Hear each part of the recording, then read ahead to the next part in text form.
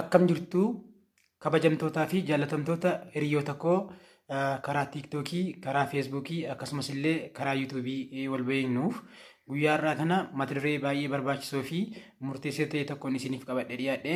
Mata dureen koos two step verification yookiin immoo two factor authentication jedhama. Faayidaan two step verificationii namni tokko imeelii keessan beekee akkasumas illee paaswordii keessan beekee akkasumas illee bilbila keessan beekee TikTok keessan keessa seenee akka inni isin jalaa hin balleessineef akkaataa kamiin akka ofirraa ittifnudha. Sababni isaas namni tokko yoo icciitii keessan beekee bilbilli immoo harka keessan jira waan ta'eef yeroo TikTok keessan seenuu barbaadutti meseejiin yookaan immoo sekiriitii wayii waan isiniif ergamuuf namichi immoo yeroo sanatti bilbila keessan harkarraa hin qabu. Bilbila keessan gaafan jedhu immoo lakkoofsa bilbilaa otoo hin taane fiizikaaluma bilbilaa qaamuma bilbilaa san harka isaarraa hin qabu waan ta'eef kana akkaataa kamiin akka sirreessinu waliin ilaalla. Kana sirreessuuf mee jalqaba tiiktookii keenya keessa haaseennu. Tiiktookii keenya keessa haaseennu bakka kana achitti kanatti aansinee akka waan kana nuu banama. Erga kun nuu banamee booda bakka jala jirtu kana kunoo bakka mallattoo namaa qabdu kana cuqaafna. Ishee erga cuqaafnee booda gara sarara sadii kanaatti nu fudhata. Bakka sarara sadii kanaatti nu fudhata akka kana. Kunoo bakka kanatti nu fudhata. Erga kanatti nu fudhatee booda sarara sadii kana irratti cuqaafna. Sana booda seetingis and privacy kan jedhu jalatti nu dhufa. Kunoo bakka kanatti nu dhufa. Ishee cuqaafna. Erga ishee kana cuqaafnee kaanee bakka kanatti deebi'ee security and login kan jedhu akkanatti nu dhufa. Ishee kana ammallee gadi cuqaafna.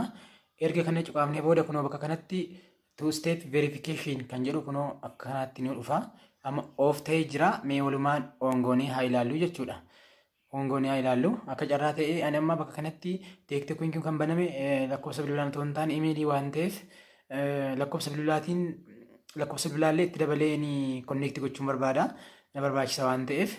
Kanaaf bakka kana SMS'n akkanaa ergamuuf kunoo tiikan godha. Tiikan godha bakka kana. Kunoo SMS'n haa ergin jedha. Dabalataan illee eenyummaa koo mirkaneessuuf dirqama imeelii illee na gaafata waan ta'eef kunoo bakka ishee kanas tiikan godha. Ergan godhee booda turn oniin godhaan. Turn oniin jedha. Akkuma isinitti argamaa jiru gara jalaa kana turn on kan jettu jirti. Turn oniin jedha. Zeen akka kanaatti loodii godhee baasa. Erga baasee booda paaswordii galchinaan jedha. Bakka kanatti immoo iccitiidha waan ta'eef paaswordii koo galchifadheen walitti deebinaa jechuudha. Amma paaswordiin koo galee jira. Kana booda next jedha jechuudha. Next jenna. Paaswordii koo sirrii ta'uusaa erga mirkaneeffatee booda lakkoofsa bilbilaa galchinaan jedha. Lakkoofsa bilbilaa galchuuf amma USA irra jira. Gara bakka kanatti gara Itoophiyaatti jijjiira. Bakka kana Itoophiyaa jedheen barreessa.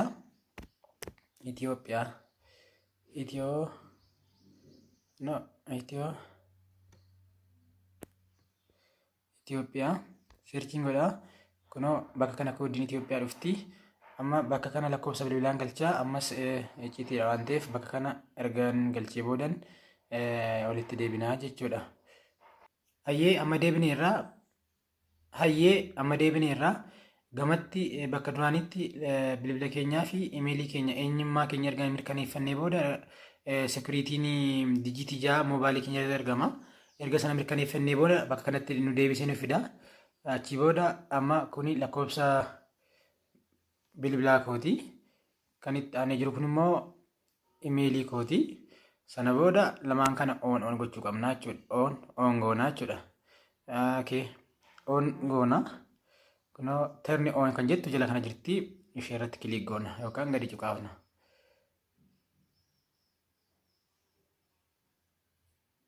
Amma banamee jechuudha. Amma akkuma asirraa argaa turtan sana two step verificationiin banamee jira.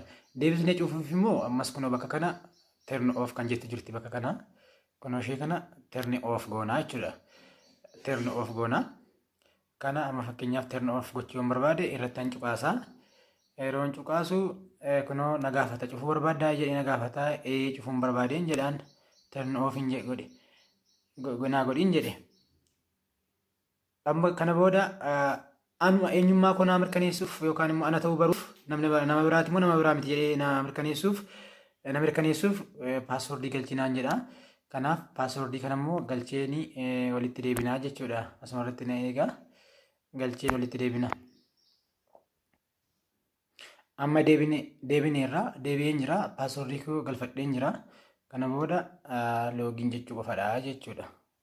Next jechuudha. So next jedha. Akkuma waliin ilaalaa jiru kana kunoo loogiin godha. Kana booda kunoo akkuma bakka kana argaa jirtan 2 step verification turned off naan jedhee jira.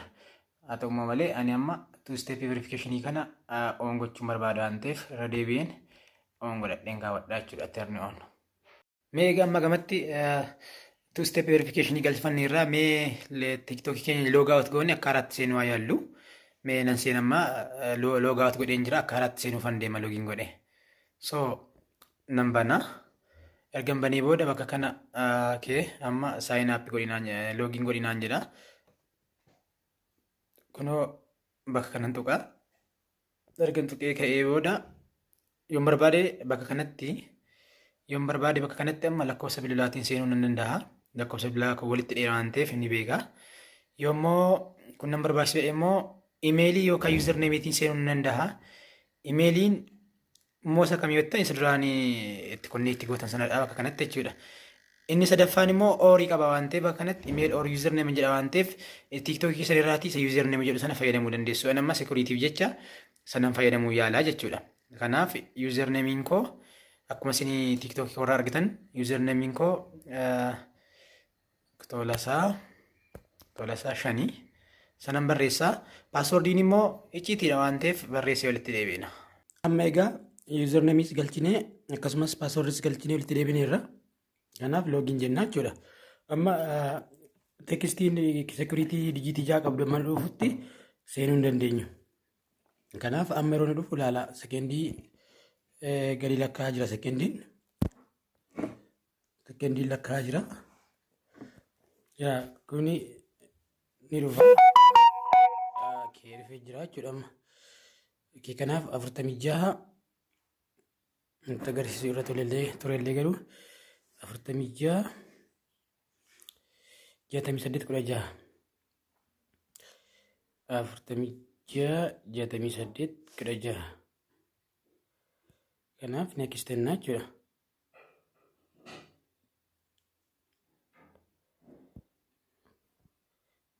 Waaw kunoo seenaa jirra amma gaa. Kanadha gaa amma asirratti namni ta'u yoo paaswordii keessanii fi imeelii keessa yoo beeke seenuu kan hin dandeenyee fi sababa dijiitii yookaan immoo koodii isiniif ergamu barbaachisaa ta'etti. Kanaaf namoonni bilbila qofaan fayyadamtanii tiiktookii piliis dafaatii imeelii hojii walittidha. Baay'ee murteessaadha. Imeelii hojii walittidhuun fakkeenyaaf biyya tokko biyya biraa deemuu dandeessu. Yeroo sanatti immoo lakkoofsi bilbilaa biyya sanaa ni jijjiirama. Yoo imeeliin immoo biyya kamittuu deemtanii fayyadamuu dandeessu.